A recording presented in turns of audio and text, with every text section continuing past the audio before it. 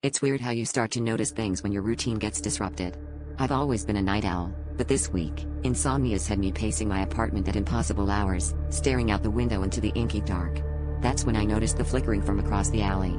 My neighbor's kitchen lights, blinking on and off in a pattern too deliberate to ignore.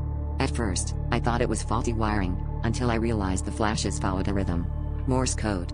My skin prickled when I translated it, H-E-L-P, over and over, every night at 2:08 a.m. Curiosity gnawed at me, so I started recording the flashes, watching tutorials, piecing together every desperate message.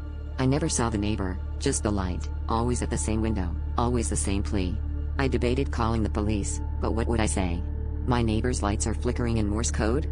It sounded absurd.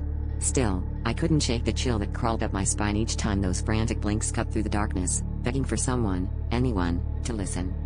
Last night, everything changed. The lights began their usual staccato, and I almost didn't bother decoding. But the pattern was different, slower, more deliberate. I squinted at my notebook as the message unfolded, M-A-T-T-H-E-W. My name. My breath caught in my throat. The next word, H-E-L-P. My phone buzzed with a text, unknown number, just a single word, run. I froze, the apartment suddenly feeling too small, the shadows pressing in. Before I could react, every light in my building flickered out, plunging me into darkness. Across the alley, the kitchen window glowed steadily for the first time in weeks, illuminating a figure standing behind the glass, hand pressed to the pane, staring straight at me. I don't remember unlocking my door, but I know I ran.